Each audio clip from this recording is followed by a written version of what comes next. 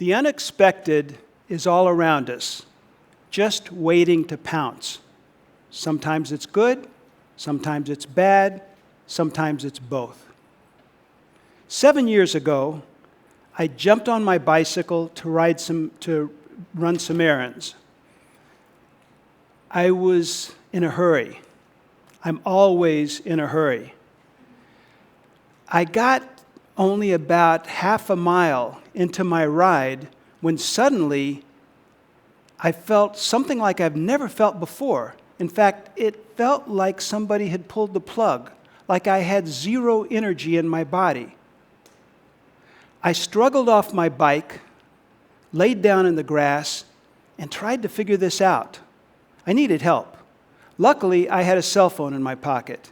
But I wasn't going to call 911 or anything serious like that. So I called my wife, Patty. I got voicemail. Then I figured, okay, I'll call our nurse friend, Kathy, at her office. I got voicemail again. I was fading fast, and I figured I had one more call in me. And so I called Kathy on her cell phone. She picked up. She said, "What are your symptoms?" I told her. She said, "Mike, hang up and call 911 right now." You wouldn't believe the number of people in a situation like that that don't want to bother 911. They don't want to bother anyone. They often go home and take a nap, and they die. I was like that. I called 911 because Kathy told me to. Luckily, Kathy got to me even before the paramedics. She took my pulse. It was 40 beats per minute.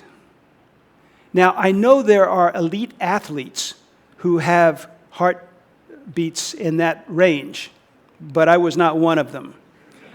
In fact, I was a fat guy who loved and overindulged in the foods that I had grown up with in Texas. Ribs, brisket, steak, anything that could be barbecued was fair game.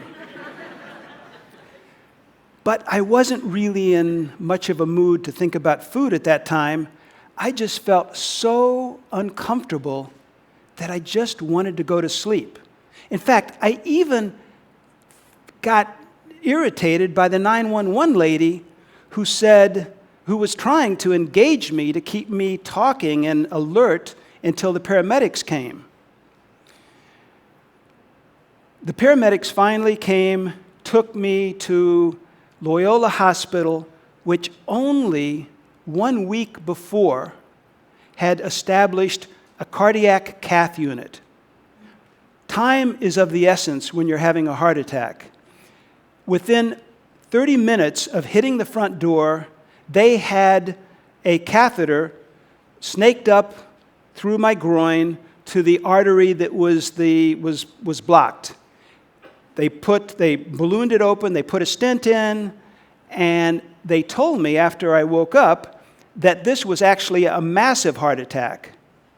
Massive in the sense that the artery that feeds the front part of your heart was 100% blocked.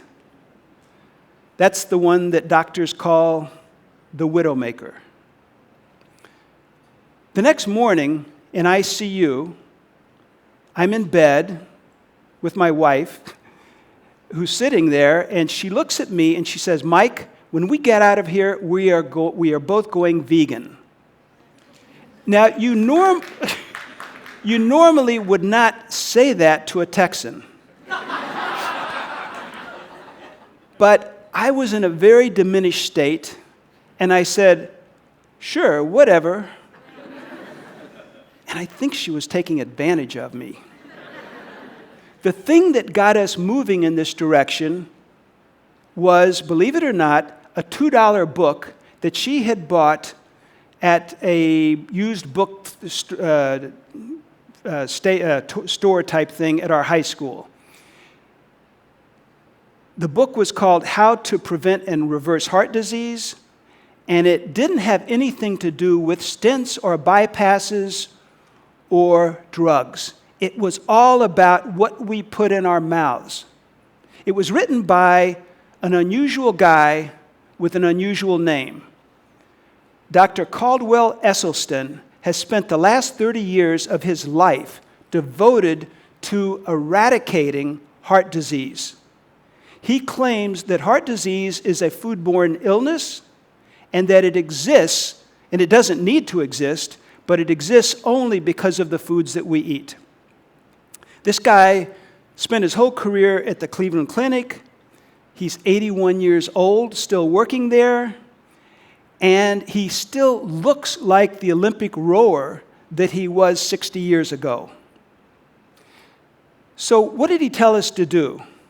He said, there are 4 things you need to do. First of all, don't eat any animals. And if you have trouble figuring out what an animal is, if something has a face or a mother, you don't eat it. Number 2, don't eat any animal products. That is, no dairy, no eggs. Number 3, eat lots of number 3, is the most difficult one. Don't eat any added oil. All oils, including our sacred olive oil, damages the endothelial linings of our arteries and veins. Number 4, eat lots of deep green leafy vegetables. So, how did this work out for me? First of all, 7 years later, I'm still alive. Yes. And have not had another cardiac event, which was my objective. I lost 50 pounds. I got off every single one of the 5 medications that they put you on when you have a heart attack and tell you you'll be on them for the rest of your life. I felt more energetic than I had in 2 decades. And the weirdest part of all, I fell in love with this plant-based, whole foods, delicious diet. There are a number of other things unrelated to heart disease that researchers and scientists and doctors are looking at right now, writing articles about, writing books about. And even though they have quibbles about little things, they all believe that a plant-based diet has incredible results. One of the major ones is that you can also reverse not only heart disease, you can reverse type 2 diabetes. My father died at 65. I think many of us carry around in our brains the idea that the lifespans of our parents somehow set the parameters to our own lives.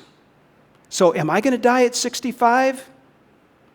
Well, I turned 71 a few months ago. So I think I've taken care of that. My heart attack was stupid.